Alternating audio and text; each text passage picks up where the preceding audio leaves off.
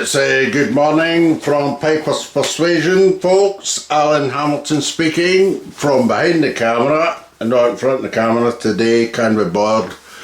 It's Wednesday. No, it's Thursday. Don't do front of the camera on a Thursday.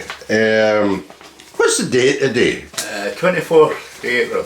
24th April, and what year is it? 2025. So that's not bad. I had to think of it. Flying in now.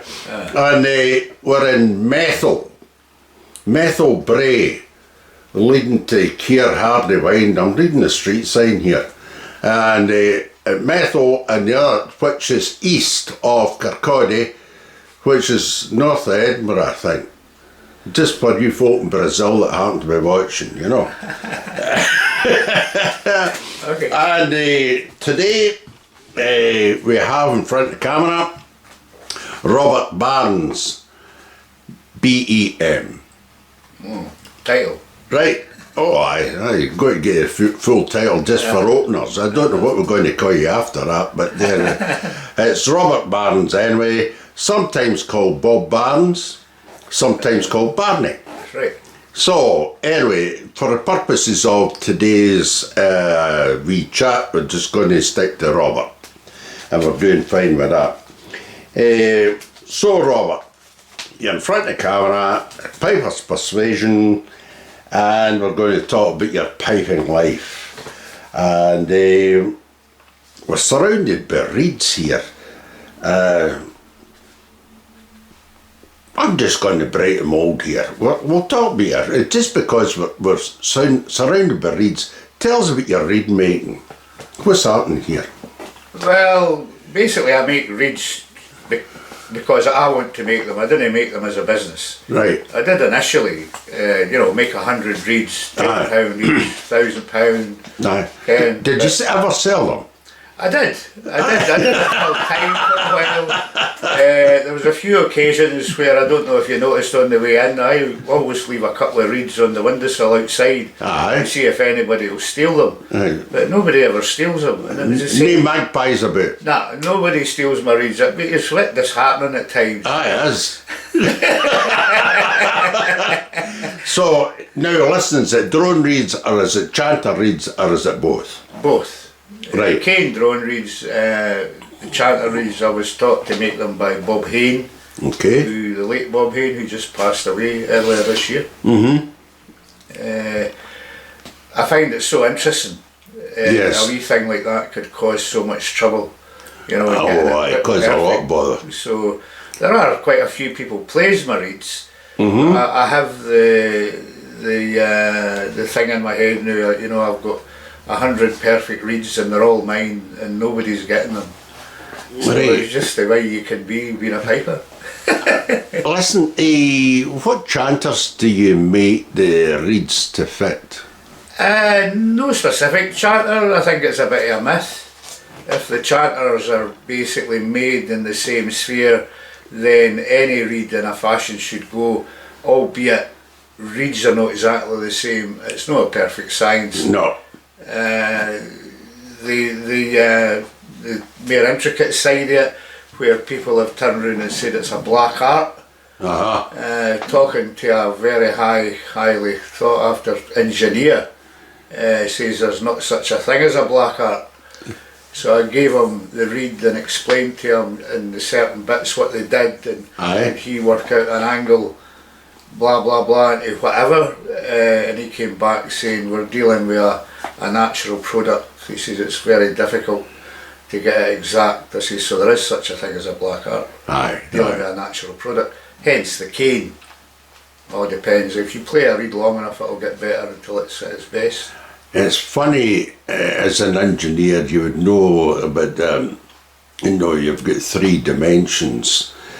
Height, width and depth and that sort of thing. Thickness, etc. 3D, but there's certain things you do in engineering, there's certain angles, it's almost a 4th angle you're creating, during your process, your engineering process, just to get a shape that you're desiring, and there's no just straight lines, it's curves and all the rest of it.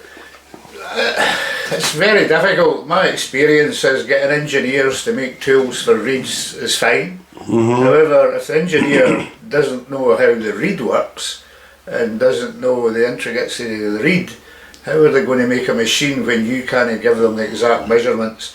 Because I don't think there is an exact measurement. I think it's a breakdown in English language. There's no sufficient words just to describe between the reed maker and engineer exactly how. Aye, well, that was a benefit. It's a communication. That was a benefit of Bob Hayne. Bob was a piper and a very articulate kind of guy who made machines, and now he's been sadly missed because I don't really know anybody else that makes them in the fashion he did. Aye. You know. There was Hugh McInnes made a great reed years ago, and of course he died. Just that knowledge was lost because, to the best of my knowledge, the tools never were used again. You know, that sort of thing. Well, the tools have advanced a lot over the years. Aye, they have. But the controversial thing with reeds goes on. It actually gets to a point where I'm at the games and I see another reed maker and I try to avoid them, because once you get into conversation with another reed maker, I mean, you could be there forever. I was speaking to Caldwell and another guy, Stuart, in Northern Ireland, and interviewed him at the end of the Shots tribute thing, and they both make reeds. And I nearly started a riot because my last question in the interview was, who's the best reed maker? Right. Well, I don't think there's I think, you know, people have that illusion that I'm going to get a set of pipes played by a very famous piper, I'm going to get a chanter played by a very famous piper, and I'm going to get the reeds played by a very famous piper, and I'm going to be able to play, but they don't. No, they don't. No, there's something else missing. Aye, you know, you've got to have it all. It doesn't matter what you get, you've got to have it all. Yeah. Where do you get your cane from? From Madar. Where's that? M-E-D-I-R. It's a cane maker in Spain. Madar. Fortunately, I never really had to go direct to Madar because I would get it for Bob. He would order the amount of cane, and I've kind of inherited whatever cane here that he had before he died. And of course, they say that it depends on the harvest how good the cane is from year to year. Well, this could go on forever, and the cane will be, you know, they turn it during the day, and then the sun gets to it, and then they turn it again after night time because the dampness gets to it.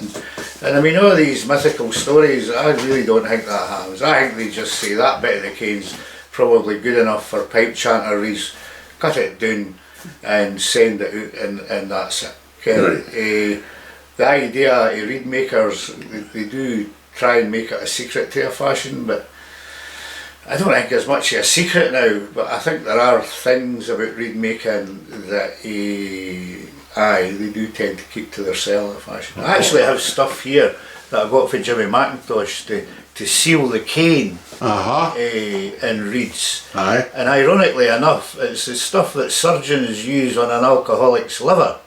What's that? It's here somewhere. In fact, it's just behind that feeler there. You better not tell us because it's a secret. Well, I don't think I think they would have a hard time getting this stuff if they're going to treat sort of pipers that overdrink or whatever over the years, which is a bit of a myth now, that they should treat reeds with the stuff that cures cirrhosis of the liver. And seal the reeds. So you see, it's just another story. Is that really that stuff? It's probably just a bit of varnish mixed with white spirit. And then they tell these stories and... Robert, I can see this turning into a 3-hour event. Well, there you go. I think I better move on. Good old. Right, back to the beginning. Jock Innes, he taught you? Aye, he taught me originally. What I'm led to believe, Jock was in the Scottish Horse, and he was taught by a guy called Peter Wilkie, which I've now learned it was to receive tuition for. Everybody seems to go back to John MacDonald the Inverness at that time. But he was quite well thought of, Peter Wilkie, and Jock was the original guy that taught me. I don't know whose that is. Is that yours or mine? That's mine. So, now, what kind of tunes did you start off with, and what age were you? I was 8-year-old when I started the practice chanter, and my first competition march was Elspeth Campbell. Miss Elspeth Campbell, Uh-huh. my wife Marion, who's sitting through in the other room. That's your favourite 2/4 march, Marion? Yeah. Or as my granny said, is she going as well?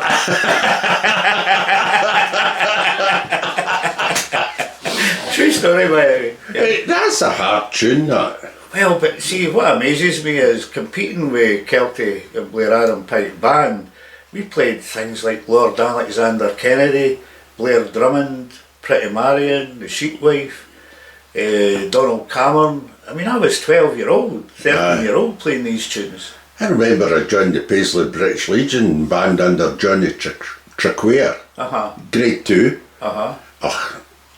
late 50s. And is Clachan Trushell, Major Mansner, Clachan Trushell. That was a 2/4 march, and Miss Elspeth Campbell was in number 2 for the number 2 set, 2 sets. So that was a couple of decent marches to start off. I mean, they were big tunes. I mean, Nashville Cummers, Bogan Logan. But we won a lot of second grade prizes at that time. Well, so did we. I mean, Kelty won the Worlds in 1969. Aye. I was 13-year-old. So that's your first band, eh? Oh, aye. That was a real experience. You know, a lot of good players in that band, ex-army guys. That were, you know. Who's the pipe major? Jock Innes. Aye, he was a pipe major, so he taught you, and you were in the band, and that was it. So that was quite good. Is that the first time you competed? Was 12? Aye, I played in Fife Championships, I think. Aye. At that age, and then I started going round the games. It was actually Jim Penman who took me round the games at that age. Jim for Kirkcaldy, a lot of people know Jim. Still going, 88-year-old, I still went and see him. I was a well-known name back in the day. Aye. I always remember Glen Isla games, and we went there, and there was a photo in the Courier at that time, myself, and of course you're standing there at 12 o'clock, starving. It was just, and Jimmy had the wee stove thing and fried up the sausages, and of course there was another 3 pipers there, and Jimmy, oh no, the bairn has to get fed first, like, and I could still taste that rolling sausage yet. So it was a great. So how many years were you with Kelty then? I think I left when I was 16. I think Jock retired for Kelty and went to Lahore Pipe Band, this pipe major, and I went as his pipe sergeant for 2 years then, and that was where I met Major Alec Brown, who was Black Watch, come from Lahore. He was just a boy, and I started him playing his pipes, and then years later I met him as pipe major of the Black Watch and went on to become a major. He really did a lot with his life. Sadly he died. Did you know the big guy Anderson, the pipe major of the Black Watch? Aye, Jimmy comes from this area. Aye, that's how I'm asking. Jimmy, I didn't know it well, but a wild man. Well, he passed this house one day, and I'd just started with Methil and District Pipe Band, trying to build a band, and he had Leaving Mouth Pipe Band, and Jimmy was passing, and I says, what did you do with the drums for Leaving Mouth Pipe Band? They're in my attic, he says, and they're all mine. Nobody will be getting them. A bit like me with my reeds, you know. But he was a good crack. He was a pipe major with a Black Watch. He was playing in the march competition in the main arena when it was there at Cowell one year, next to the grandstand. And he's sallying round playing this 2/4 march. A good piper, you know. And I'm standing there watching along with a group of others and all the rest. They're all standing out in the grass watching going through this march. And there were sprinters at his back, and the guy with a starter gun. And went bang. around about the third part of March, and of course Jimmy jumped in and went right off a tune. Right, so he dumped the pipes on the platform, ran down the wee steps and grabbed the starter by the throat. There's another story behind that as well about the gun that went off in the back of the 4-tonner in Cyprus, but I'll not go into that. That's maybe why he jumped. He thought he So, lots of guys like that. And you mentioned Paul Kemet. Aye, I went to Paul Kemet after that with my uncle Johnny Barnes. Okay. He taught a phenomenal amount of players. You know, at that time Rob Matheson was in the band, and Gordon Stafford. Yeah. It was a good band at that time. Oh aye, a lot of youngsters that were really cracking players. They won a lot of first grade prizes. That's right. Jim Kilpatrick played the drums in the band at the time. Yeah. There was a lot. Of course they left there to go to shots, but... That's right, I don't know what happened at the end of the day. I presume Johnny retired or whatever, and they went their own ways, but there's still very much a lot of them involved in piping to this day. Yes. So, anything else about Paul Kemet you want to tell us? Not really. I enjoyed the 2 years I was there. And they learned me a lot. I still think back, Johnny Barnes was a really good player. You know, he was, and I think he did compete in the solos back and forth. I remember him playing, you know. I'll tell you, we'll cover the bands first and then I'll go back to the solos. I find it's easier that way, otherwise we're dancing back and forth. Muirhead's band, how did that happen? What happened there? I bumped into Bob Hardy when Jimmy was competing, his son, and after Paul Kemet, I think it was just my ambition to play with Muirheads. It was a big, you know, and being like 19-year-old, 18, 19, I thought I could just walk in and play in Muirheads, but that wasn't going to happen. No. You know, it took the wind out my sails. I had to sit in the back and get taught by John Finlay, who taught me I know John very well. He taught me a lot. Nice man. What year was that roughly? That would have been 75. Right, okay, right. Just to put a 75, 76. There's still be a lot of good players in that band at that time. Robert Wallace was there, Davy Hutton was the pipe major. Mike McDonald was there, the Canadian guy, or American, I can get mixed up with these ones. It was a lot of good players. Well, they had to be good players or they wouldn't have been. You know. What, were they still playing the Hardy Chanters in 75? They were, but he was bringing in different chanters every second week.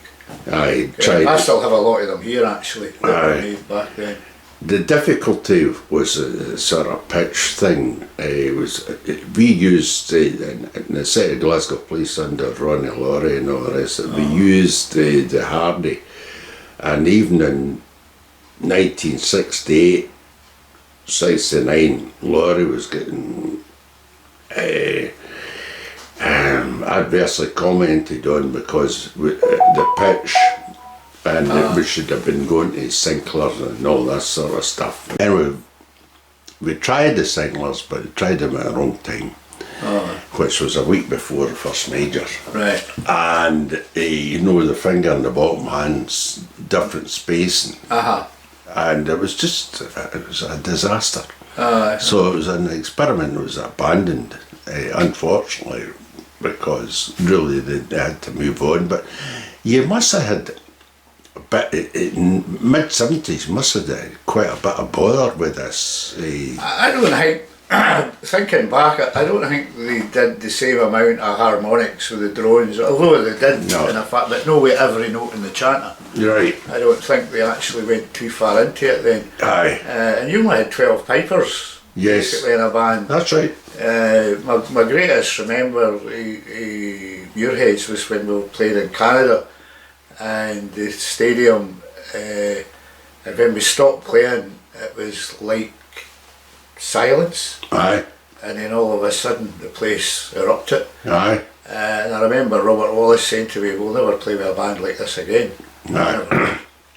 Yeah, that was a one-off time. Aye. It was just something about that performance. But the thing about Muirheads at that time is they got a great reputation for their finger work, the precision of the... Oh, aye. Technically it Aye. was, and then obviously things have all changed, and there was a lot of politics involved at that time. Yeah. Between the Grade 1 bands and what was happening. And because they were trying to find different ways of winning apart from playing, Well, it was a bit more blatant at that time, and well, you could go on about that forever. I mean, that is part of the game. Aye. And for me it is a game. Aye. Somebody once said, play because you enjoy playing, don't play because you have to play. That's right. The band thing, people say to me about metal, you never ambitiously want to get it to Grade 1. My answer was, my ambition is to drop my best 7 players and stay in 3B. Aye. Because it didn't matter to kids whether you won in 3B. Yeah. The thing is, as you just alluded to, you've got to enjoy playing the bagpipes. That's right. And a lot of folk lose sight of that. Mm-hmm. They really do. And I blame competition for the greater part of that. The people kind of just relax and play a tune, Aye, I think Donald MacLeod was one of the first, we're hitting on solo playing here again. Well, let's go solo playing because we've kind of covered the bands anyway, Donald MacLeod, his anniversary at Inverness, must have been 1974, I think. And we were in the hotel up the side of the Ness River, and they were having a dinner. Right. For Donald's anniversary, and they were all there, D.R. McLean, John McLean, and everybody that was who in piping, and they had a kind of shutter drawn round their table, and of course at that time all the Americans and Canadians were there and whoever else, and D.R. McLennan came out to get somebody to play Caber Fay round the table for Donald MacLeod. And it was, I still remember it was like being at the school, and a lot of them were sort of put their hand up and saying, I'll do it, I'll play again. And I was in the corner basically with my long hair, my sunglasses, and and D.R. McLennan come over and he said, no, he's doing it. So I went and played round the table. And my pipes weren't good. I mean, they were flat. I just got them out the box, and so I really, after I played, I felt a wee bit embarrassed that I hadn't played. I played well, but the pipes weren't that good. And Donald MacLeod came out after it, and I apologised for my pipes. He says, "Oh no," he says, "I enjoyed what you played. Never mind if anybody else says. It was me you were playing for, and I enjoyed it, And that's is that the march you played? Caber Fay. Aye, the march. Aye. Yeah. A wee funny story, sorry to digress here. It was with the Glasgow Police Pipe Band, Ronnie Laurie, Tobermory Games, down front of Mishnish at the end of the day, playing a few tunes before we went into dram, or probably been in back out again. Anyway, we were out in the street playing, and Bobby MacLeod's wife knew Marion and I, because we spent our honeymoon there, and so I clocked and I says, "What tune do you want to play?" She says, "He doesn't like Caber Fay, so play Caber Fay." And the band had never played Caber Fay, but I says to Ronnie Laurie, I says, "Caber Fay." So he says, "Aye." So everybody had a reasonable sort of idea how to play it, so we just put the pipes up and played it, and Bobby was he was a wee bit annoyed, Oh, I would be, he was actually the organiser at Tobermory. That's right, he was, because I remember I got second in the Pembroke. It must have been the time I was in the army, was it the time I was in it? I think so. Anyway, I had to leave, so the next year I was looking forward to going back to Tobermory to pick my prize money up. Right. And I went into the tent and says to Bobby MacLeod, I'm Robert Barnes and I got a prize in the Pembroke last year. He says, that was £20. I said, that's right. He says, well, I gave it to a guy, a sub, last year, and I told him he had to bring it back this year to give you it. He says, you should be here before 1 o'clock and you'll get your £20. So he gave somebody a Lenny my £20. Did you ever see it? I did, I got it. Oh, that's all right. I came back a year later and What tune did you play for that? I can't remember. I'll be telling a lie. I don't know. Okay. Right, that's where it sort of put all the stuff into the solo piping, but and there's a big but. Still got the army there, 76, 79. Did you do piping in the army? Oh, aye. Right, tell us, you joined the army, what regiment was it? I joined the Queensland Highlanders in 1976.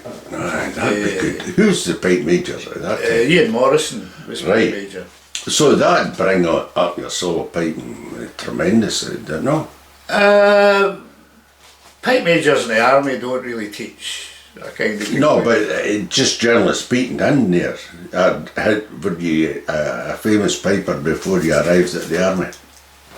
I've seen this with a smile on my face. I had a few prizes. Aye. So, right, going back just before the army, the Pembroke, when did you start playing Pembroke then?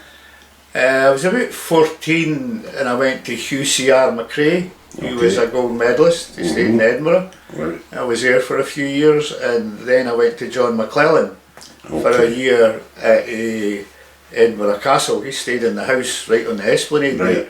And John McClellan was really an interesting guy when I think back. I went every 2 weeks and he would give me a Pembroke and say, well, you'll have to have it off in 2 weeks' time. Right. You know, and I was working in the pit at the time, in the coal mines, and I used to come off the day shift and go and practice in Princess Street Gardens, trying to memorise the tune. Okay. Because John had this big chair in the room he taught the pipes in, and when he started to get a wee bit into it, he would thump the chair, and all the stuffing would come out the end of the arm of the chair. And this went on for a while. I finally concluded that after I left, he must have been putting the stuffing back in the arm. This must have been part of his party piece. Aye. He thumped the arm and right, I've been sitting in a wooden chair since us. Exactly. So that was interesting, getting taught with. What kind of tunes did you cover with, John? Flame of Wrath was one of them. And that was one of the main ones. I think I'm trying to remember what else I did. I did a few with him anyway. I wasn't there that long. Who gave you the Viscount? I think he did. Because the finest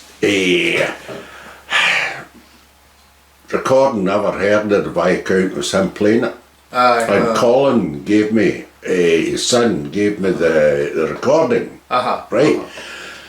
86 at Stirling Castle, a recital there, and Colin Bryant, that was probably the last time he played. Right. I played the Viscount. And it was a tremendous tune. Absolutely. Colin won a lot of prizes with that as well. But nice cutting quite severely at times, but other times just but the flow and everything else, the tune absolutely beautiful. And the bagpipe was wonderful. He always meticulous about his bagpipe, as you know. Anyway, how many times did you go to him, or how long did you go to him? I think I was there for about a year. Every 2 weeks, but then just things took their own course in life then. That's when I ended up going to the army.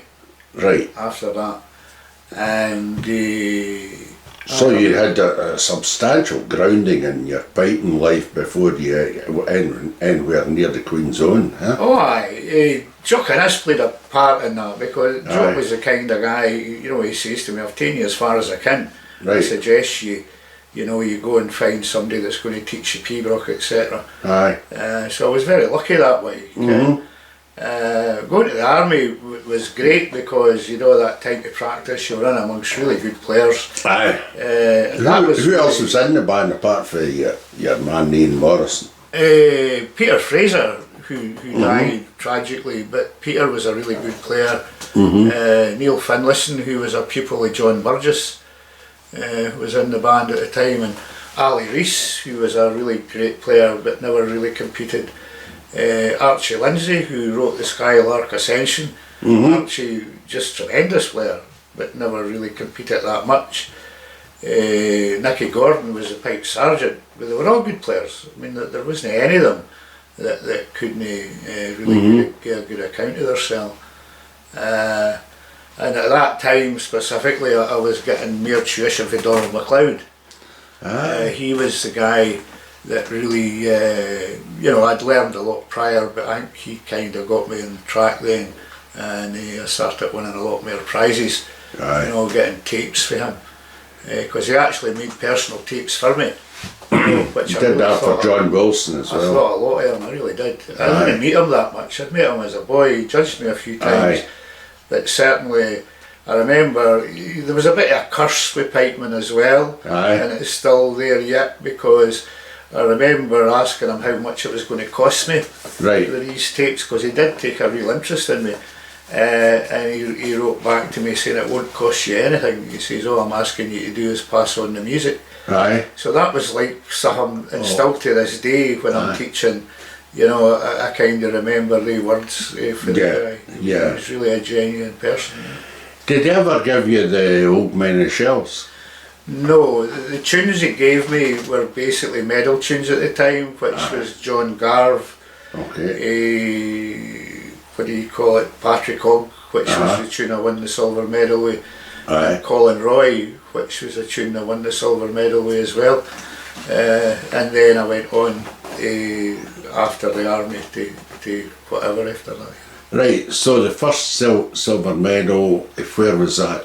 I was at Oban. Oban, aye. Aye. So, and that was Patrick Hogg. Patrick Hogg. What kind of instrument did you play then? I played Hugh McRae's pipes. When Hugh McRae died during the time I was in the army, he'd left his pipes to me in his will. And I'm trying to remember if I had them at that point. I think I did, because I did play them in the gold medal. What kind of chanter? Chanter, was a pipe chanter. What kind of chanter were you playing then? Back then was a Sinclair. Right. It was a Sinclair chanter at that time. I don't think the pitch was as high as what it is now. But it was good harmonics and the... Aye. I mean, you had to have your pipes going good. I think there was more of an art with the cane drone reeds. And the sheepskin bag and everything else. It was all pretty basically. But once you get an instrument set up like that, it's a wonderful instrument. But I think you chase it all the time after that. You know, you're chasing that pipes going themselves. You know, just an extension of your body, and you go on it like. It's a big bag you used. Well, funny enough, at that time, I mean, it's fashionable things. I think you're right. Everybody played these huge bags. I got one of them for Ronnie Laurie in the 60s. You could have birthed the Queen Mary with it. Exactly, but nowadays it's a smaller bag with more dexterity. That's right. Back then, I think with being young, your dexterity, I mean, you could just kind of do it, and that was it. That's right. So but you need the smaller bag now. See, a thing that amuses me, and everybody plays the drones sticking straight up in the air and all this kind of carry on, you know. You watch your likes of Stuart Liddell, his are lying almost, they're not flat, but they're between 30 and 40 degrees in his shoulder. But a lot of folk, way back, many decades ago, that was the natural position of the drones and the on your shoulder and the bag and all this. Do you get any thoughts about that at all? I think, looking back, I mean, I have an old set of pipes here. I can't get any air through the blow stick. The fine bagpipe makers make blow sticks so long. I didn't get it. No. And when you look back and you see like Pipers you're talking about, and the drones would be straight up in the air, the blow stick, you know, and they would be like this, you know, and it was like a contortionist trying to get whatever. It's funny because I joined the police band in '65, and Angus MacDonald was the pipe major then. Right. And he took one look at me and he says, "Ashish, take an inch and a half off that blow stick." Oh, aye. And that was, and I noticed an immediate improvement, you know, because your hand was come right up rather than forced down and all this. Unless anybody points that out. And I think a lot of, still to this day, there's a lot of players, you know, trying to fight that stance where they're comfortable. Whether the drones are at 45 degrees or 90 degrees, I mean, it doesn't really matter. Really. No, but it's just, I'm talking about a style, you know. You look at the old photographs of the old bands, you know, and everybody had their drones lying flat, sort of thing. And you look at the modern ones, they're pointing straight up and all the rest of it, you know. Anyway, that's another bit of rubbish. I'll probably edit that out. Your second silver medal was obviously Inverness. That was different tune. Colin Roy Mackenzie. There. And that was the first year. I still have the silver medal. I minded Jimmy McIntosh telling me that the competing pipers had bought it and it was £50. It was real silver. Unlike the medal I got at Oban, which was actually the gold medal I got. So you see, I did win the gold medal, I just didn't win it in the gold medal competition. Right, okay. When I won the silver medal at Oban, they gave me the gold medal because they never had a medal for the silver medal competition. And it wasn't until I spoke to Tom Spears and I showed him the medal, he says, "That's the same as my gold medal." Well, it couldn't have been because he won the gold medal. I was second to him in the gold medal. So it wasn't him, but somebody seen it and says, "That's the gold medal they've given you." They obviously never had a medal for the silver medal competition. So my claim was, when people asked me if I won the gold medal, I said, "I did, but they didn't ask me any more." And I said, "But I didn't really win it in the gold medal." I remember getting a gold medal at Cowell. And I showed it to Ian McLeod. Says, "How did you get that?" I says, "Best dressed piper." I got that one as well. That was one of my, in the juniors, right? I won the MSR at Cowell. 120 competitors. Right. In the under 18s. Good. And it was John Weatherson and John McAllister that was judging. And I couldn't believe 120 pipers were in that. Can you remember the tunes you played? I played Pipe Major John Stewart. Shepherd's Crook and the Sheepwife. There you go. A lot of folk don't play that Stewart, the march. Pipe Major John Stewart? I don't play it. It's not that popular. Ian McLeod says you got into a row for changing the last line, you know, the intro to the last line, because he'd been taught it by somebody, and the judge criticised him, so he never played it again. I don't see why they should criticise it. If it's the same. The gold medal, you alluded to that a second ago, you get a couple of, a second and a couple of thirds and a fourth. What did you play in it when you get the second prize? End of the Great Bridge. Played. Tom Spears won it. I remember sitting in the cafe at Inverness and two old women were sitting across from us, and one commented on, "You seem awfully deep in discussion there." And Tom, he says, "Well, they're out deciding what one of us is going to win the gold medal, because I've heard it's between me and him." You know. So the conversation, but anyway, he won it and I was second. So but I was, I don't know what age I was at that time. I think I was 22, maybe 23. There's some experience going away up there and playing tunes in front of an audience like that, you know, and all the rest of it. Now, what did you enjoy, Inverness or Oban? What was the best place for experience-wise? What did you enjoy? Where were you more comfortable? At that time? Aye. Kind of hard to put in context really, even to that. Enjoy playing. I remember playing in the Dr. Black Halls at Inverness, and it's the only time in my life I had a standing ovation before I finished the reel.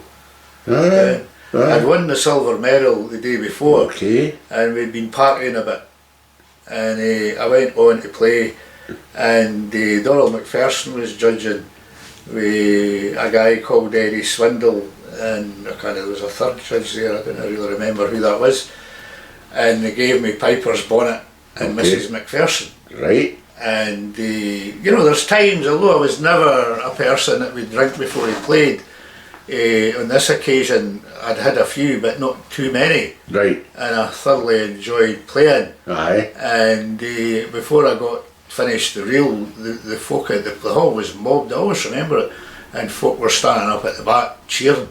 Aye. You know, but yet again I got second. So It didn't matter where I went, I got second. Aye. So who got first that day, do you know? Jack Lee. Because I spoke to Jack not that many years ago, and I said to him, you know, you really pee me off. I says, because I was fed up being second to you. I says, I was always second to you. Aye. He says, no, Robert. He says, you beat me in the silver medal. Oh. I says, did I? He says, aye. I says, oh, well, there you go.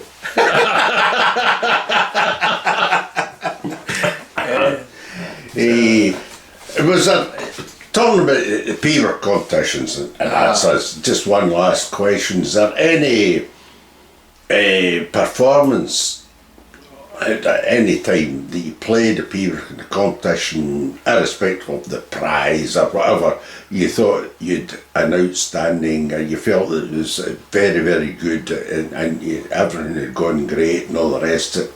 Irrespective of the prize, you know, you come off well, there was quite satisfactory. There's sometimes you get like the setup, you know, it was Lochern Heat Games, and I'm sure I played what did I play?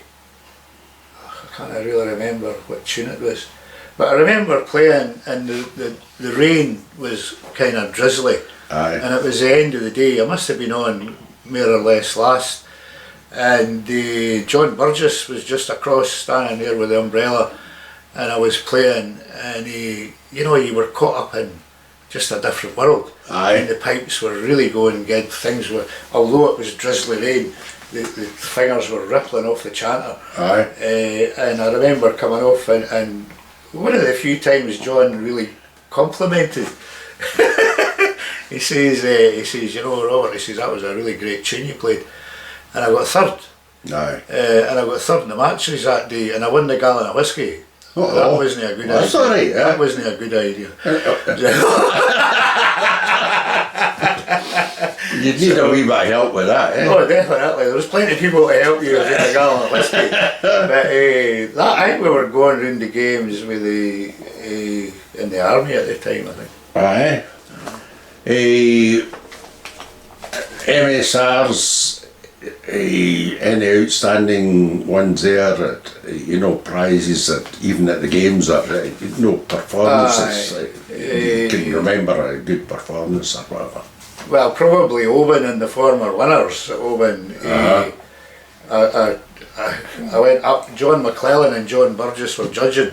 And everybody gave me Bonnie Ann, Piper's bonnet, the sheep wife, possibly Call the Yows, again, or maybe a chance to reject it suitor, but nobody in my whole competing life had given me the grey bob. And of course I'm standing there, and it was 6 marches, 6 respays, 6 reels, twice through, blah blah blah, and John Burgess said the grey bob. And he must have seen the disgusting look on the face. And he looked at me and says, you're supposed to know all the tunes. And of course I really was scunnered, by the way. Anyway, it made it worse because I played the second time through the reel, everything was going tickety boo. Second time through the reel, last part, they printed in the Oban Times, I think Robert Barnes got the needle stuck, because I kept playing the same bar over and over again. And to this day, I still, when people say the grey bob, I went, aye, right. remember listening to Angus MacColl, no, that many years ago. Oban, former winners, twice through, March of Spain, Real, and they always get the big tunes. Pretty Marion, twice through, last line, second time through, broke down. And everybody, because he walked, he was winning by a mile. All he had to do was finish the last 2 or 3 bars, and that was him, you know. And these things just hit you like a bolt out the blue, you know. The mind goes kind of blank. You know? It happens to me all the time. Getting distracted. As you say, it's never over till the fat lady sings. There you go. And that's the thing, it's never over till you finish. Yeah. Right, I'm going to take you away from all this because, again, we could turn it into a 4-hour event. Oh Man 80. How did that happen? What's the story there? Well, it's an interesting... Jimmy McIntosh got me the job in Oman. Aye. Jimmy... Talk about Jimmy just for a wee second and then go into Oman. Aye, Jimmy taught me for over a year with tapes, and also when I was backfield man, I would go to Jimmy when they'd just taken over Brechin school at the time. So it was an interesting time, but it was Jimmy that got me the job in Oman. But I always remember I got a phone call from Motherwell Police this day, and I can't remember the guy's name that had to do with Motherwell Police, and we'd not been long at the army. He'd asked me if I would like to be pipe major in Motherwell Police, because they either had a band or they were starting a band or something, which was a great opportunity. However, I also got a phone call from Charles Kendall in London saying, can I speak to Staff Sergeant Barnes? Well, I was a private in the army. Right. Piper, stop. Okay. When they said Staff Sergeant Barnes, I thought, you know, that sounds good, I'll do that, you know. When you're young, you know. And so I took the job to go to Oman and teach the pipes. So I left in the January 1980. And I remember, I'd been about, but I hadn't been that far. You know, so we got on the plane, 12 hours on a plane roughly, and it stopped in Bahrain, and I looked out the window and there was lights, you know. We got stopped in Dubai, looked out the window, lights. Stopped in Oman, looked out the window, nothing. It was just desert. And I thought, I said, I've done it this time. So I got into the airport, was a sort of corrugated shack type thing, and I met this director of music who says, would you like to go to a pool party? I mean, I'd had all these stories, nae drink, nae this, what you're saying, which was a bit exaggerated to a point. However, I settled in. One of the highlights, I was only there for 2 days, and they came to me, could you go down to Muscat and tune the pipes? Because Lord Carrington's here, he was the Foreign Secretary at the time. I said, of course. So anyway, this big Volvo turns up. Do you mind the old black and white police cars that were here? Well, this is what they had in Oman. Right. You know, same style of cars and motorbikes. So I'm in this Volvo, and there's only one road takes you down to Muscat. It's just a wee tracky road, if you know what I mean. And I've got the police escort and the motorbikes, and I'm sitting at the window, looking at the window, thinking, I wish my mother could see me now. I had to give a wee wave, you know. So, and then when I got there to Muscat Palace, there was nothing really I could do. I mean, but more it was just to look the part at the time, you know. Were they good pupils, there or what? They were really interesting. You know, they were tribal. They came from different tribes. You had your Zanzibaris and the Omanis. They were very nice people. Very nice people. And I had some really good players, you know. It was interesting. Some of the funny things, I had an armchair that only had one arm on it. And I used to teach them to sing. Their weekend was Thursday, Friday. So on the Thursday, it just happened, I don't know how it happened, and then they were, we went to sing, so I would teach them to sing You Can't Shove Your Granny Off the Bus. Blessed Arabica's End, you know. Aye. And this was and then the other one was I Do Like to Be Beside the Seaside. Of course, they'll all be nodding their head, you know. So, there was a lot of interesting things happening when you're in a third world country. There was a downside to a lot of things as well. But basically, the pupils in that were all good. You know, they were all nice. You know. That's fine, eh? Good. The food and all that. Did you get used to it? Eating curry for your breakfast with your hands and things. You know, when in Rome, do as the Romans do. You know. It's good, innit? It was interesting to, you know, I ended up. I met somebody who'd done Ferlin. A guy who'd done Ferlin who kind of played the pipes, and I went for a meal, I remember, and it was like 15 courses.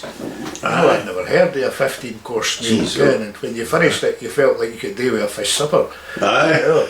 But it was a different breed than a fashion. We went to Salalah during the 10th centenary, which was an episode and a half. And I bumped into quite a few Irish guys. The Irish and the Scots got on well. They're good and bad with the English, but the English seem to keep themselves kind of to themselves. A wee bit different. Certainly.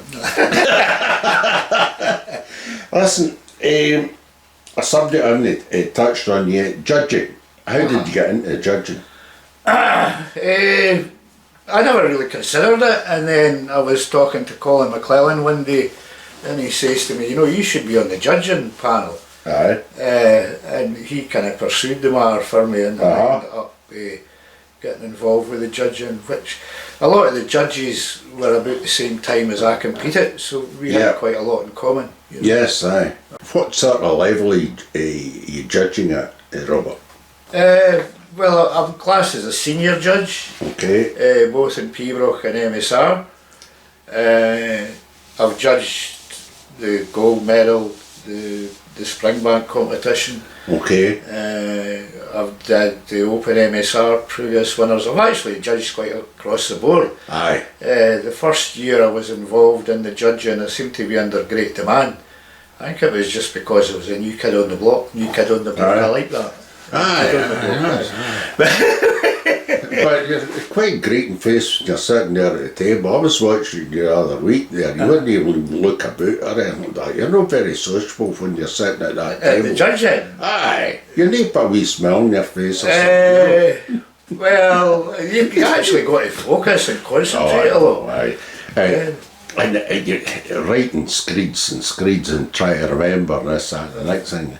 I have them in a league basically, and I listen to players, and the bit of paper I have has got whoever, and then is there better or no good, then they're put on that list. And usually, you know, you could end up with 5 or 6 that have split away for the rest. And then of course you're going to discuss this with your other fellow members on the board and all this. I mean, I think it's really good that you have, it's not just one person's opinion.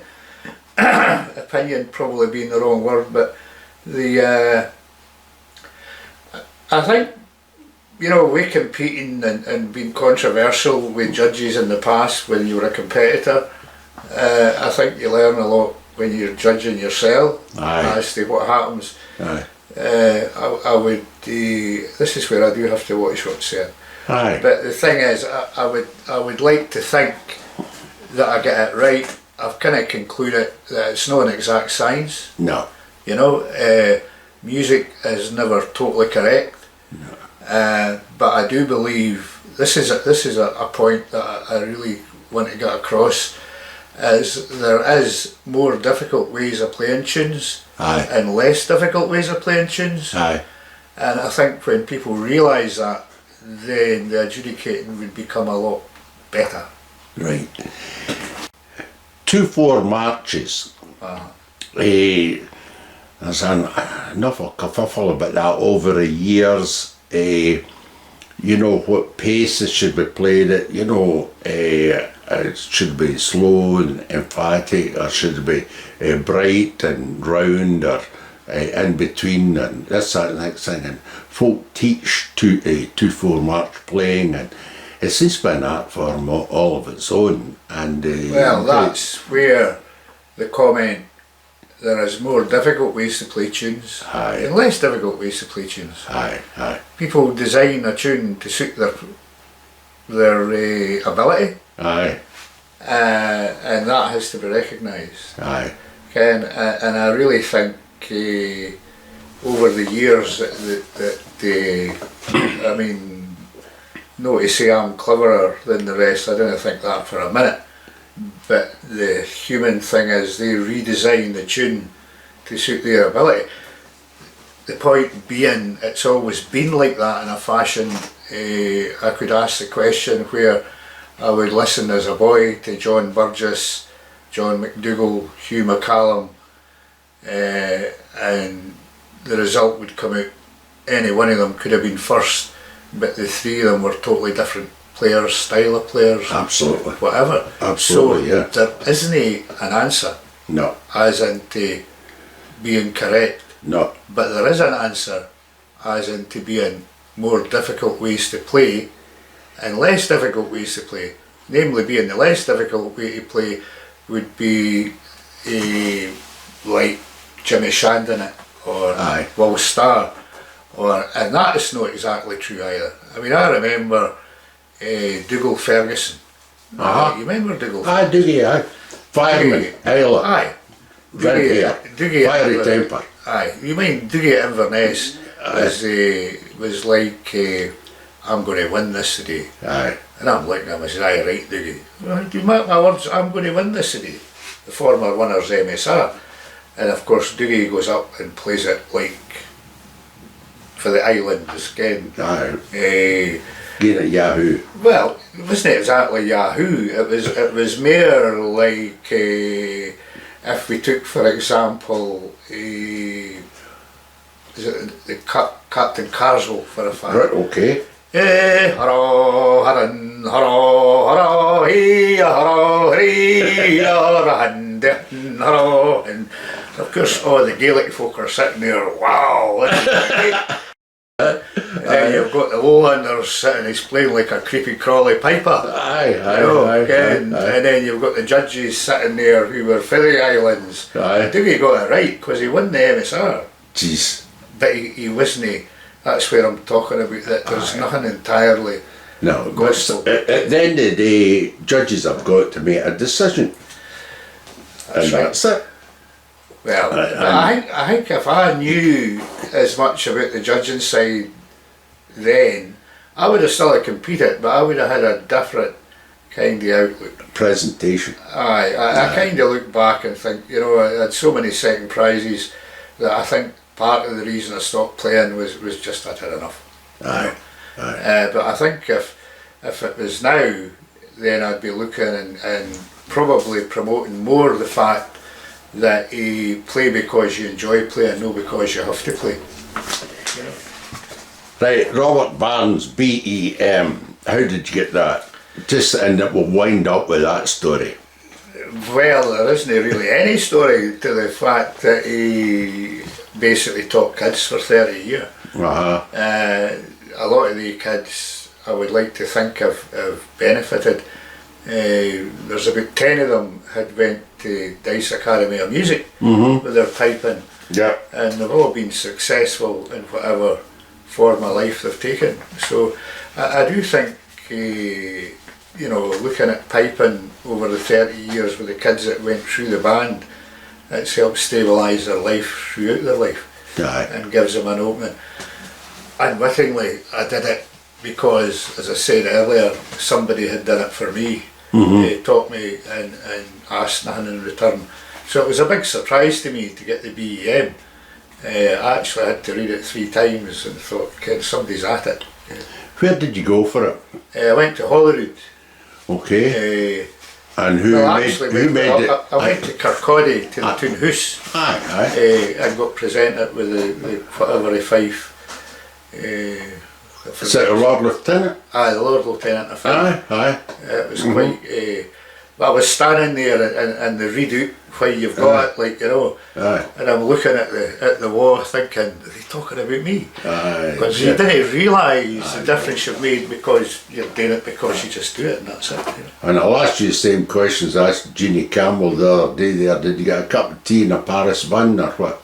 Well, no, they had the table with a high tea. And you know, kind of whack it, eh? Exactly, so that's the right way to do it with a Lord Lieutenant. If you'd been with the Queen, she wouldn't have given you a Paris bun. No, maybe no, it would have been a case of whatever. but I got to go to Holyrood to the garden party. At the garden party? Well, that'd be alright. Well, I mean... Garden parties. Garden party. Aye, that was different.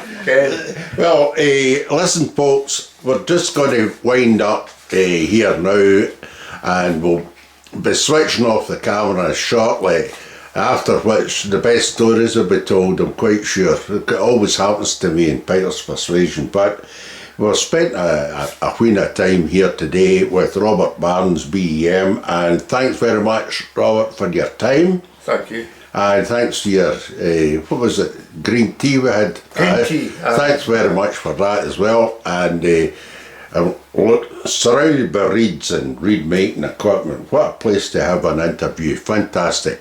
Thanks very much, Robert, for your time. Thank you, Alan. Okay, that's us. Bye.